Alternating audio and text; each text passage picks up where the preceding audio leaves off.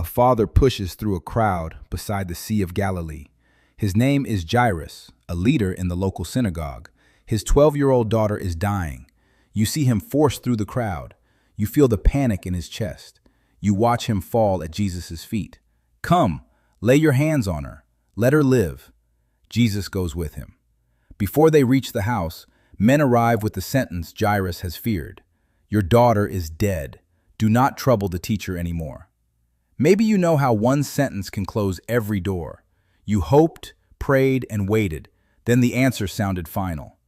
Jesus hears the message, but he does not turn back. He looks at Jairus and says, "Do not be afraid. Only believe." That is where this begins. Jesus will take a dead child by the hand. He will stop a funeral procession with one touch. He will stand before a tomb sealed for 4 days and call a buried man by name. But the greatest resurrection will happen when no grieving father, widow, or sister stands outside the tomb asking him to act. This is not a list of random miracles. This is not a collection of comforting stories. This is not simply proof that Jesus could perform wonders. This is an escalating confrontation between Jesus and death itself. You will see his tenderness in one room, his compassion on one road, and his authority at one tomb. Then you will see why all three point toward the empty tomb. Jesus keeps walking toward Jairus' house. You have to feel the weight of that walk. Jairus has been told, hope is over. The house ahead is filled with mourning. When you reach it, you hear crying and flutes. People laugh when Jesus says the child is sleeping. They know she is dead. Jesus sends them outside. You hear the flutes fade. You feel the room tighten. You watch the parents enter with Peter, James, and John. Then Jesus takes the child's hand. Touching a dead body brought ceremonial uncleanness. Yet death does not make Jesus unclean.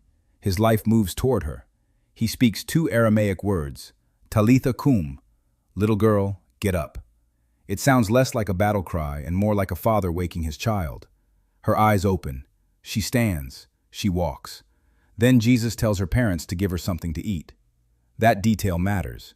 You are seeing a living, hungry girl where everyone thought her life had ended. Here's what most people miss.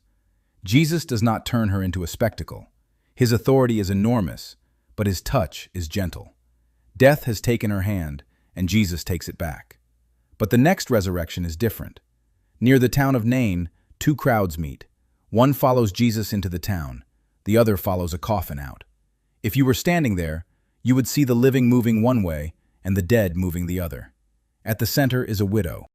The dead man is her only son. She has buried her husband.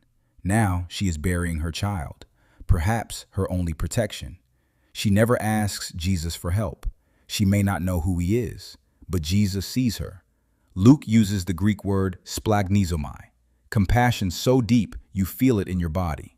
You see the mother, you see the bier, you hear Jesus speak, you watch the procession stop. "Young man, I say to you, get up." The dead man sits up and speaks. Then Luke gives you one of the tenderest lines in the account.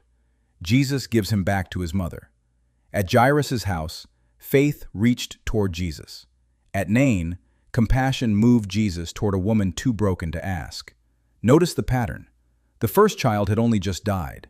The second body was already being carried toward burial. Death is becoming more public, more final, more impossible. Yet Jesus does not become more anxious. He speaks, and death obeys. Stay with me, because the third resurrection changes the meaning of the first 2. Subscribe if you want Bible explanations that connect the details without turning Scripture into a dry lecture. Now ask yourself this. What happens when Jesus does not arrive before the funeral? What happens when the body is already behind a stone? Mary and Martha send a message to Jesus. "Lord, the one you love is sick." You expect him to leave at once. He does not. Jesus waits 2 more days. By the time you see him approach Bethany, Lazarus has been buried 4 days. Everyone believes help has come too late. Martha meets Jesus outside the village. "Lord, if you had been here, my brother would not have died." You hear faith and pain together. She believes Jesus could have stopped this, but she cannot understand why he did not. Maybe you have said your own version. "If you had answered sooner. If you had come when I called." Jesus tells Martha that Lazarus will rise. She assumes he means the resurrection at the end of time. Then Jesus says something greater. I am the resurrection and the life. The Greek word is anastasis. It means a standing up again. Jesus does not say only that he can cause resurrection. He places resurrection inside his own identity. Then Mary comes. She falls at his feet and repeats Martha's words. If you had been here, you hear people weeping. Then you see Jesus weep too. And this is where it gets remarkable. The man who knows he is about to open the tomb still stops to grieve beside it. His tears do not mean he has lost control. They show you divine power is not cold. Jesus enters your sorrow. At the tomb, Martha warns him. After 4 days, there will be an odor. Jesus orders the stone removed. You face the tomb. You see people recoil. You feel the silence. You fix your eyes on the darkness. Then Jesus calls loudly, Lazarus, come out! A shape appears. Lazarus walks out, still wrapped in burial cloth. Jesus tells the people to unbind him. The girl rose inside a bedroom. The widow's son rose beside a road. Lazarus walks out of a sealed tomb after 4 days. But this miracle has a cost. Some believe, others report it. The leaders begin planning Jesus' death. Lazarus leaves his tomb. Jesus moves closer to his own. Jesus is arrested, beaten, and nailed to a Roman cross. By sunset, his body is inside a tomb. A heavy stone seals the entrance. This is not a dying child waiting for help. This is not a funeral interrupted on the road. This is not a buried friend hearing Jesus outside. This is Jesus entering death himself. No grieving father asks him to rise. No widow reaches toward the stone. No sister calls his name. There is no healer outside the tomb. The one who commanded death has gone inside it, and death cannot keep him. Here is the part nobody tells you. Jairus' daughter, the widow's son, and Lazarus returned to mortal life. They ate, walked, grew older, and would one day die again. Jesus rises differently. Paul calls him the first fruits, the first part of a harvest still to come. His resurrection is not one more return to ordinary life. It is the beginning of something new. Mary Magdalene reaches the tomb while it is still dark. You enter the darkness with her. You see the moved stone. You hear her weep. You wait until a man says her name. Mary.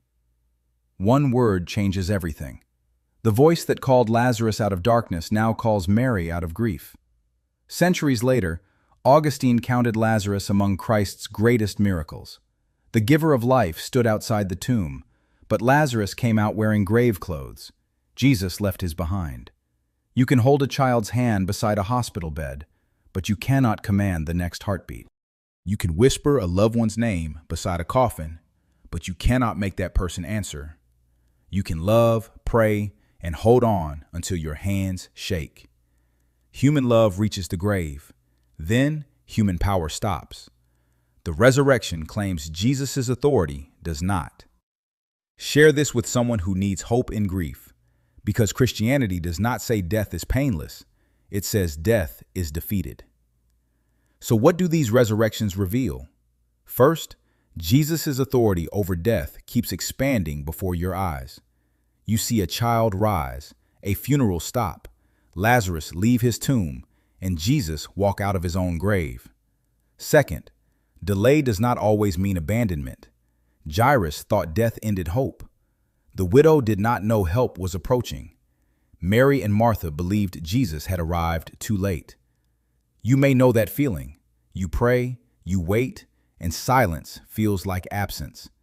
You know that silence. You feel that delay. You remember the fear. But silence is not surrender. Delay is not proof that Jesus has lost control. Third, Christian hope does not mean you will never grieve. Jesus wept. You may weep too. Christian hope means grief will not speak the final word. The voice that called a girl from her bed, a young man from his funeral bier, and Lazarus from his tomb will one day call the dead again. Which account speaks most deeply to you? Jairus' daughter, the widow's son, Lazarus, or the empty tomb? Tell me below. Jesus did not merely visit the grave and escape it. He entered death, broke its claim, and left the door open behind him.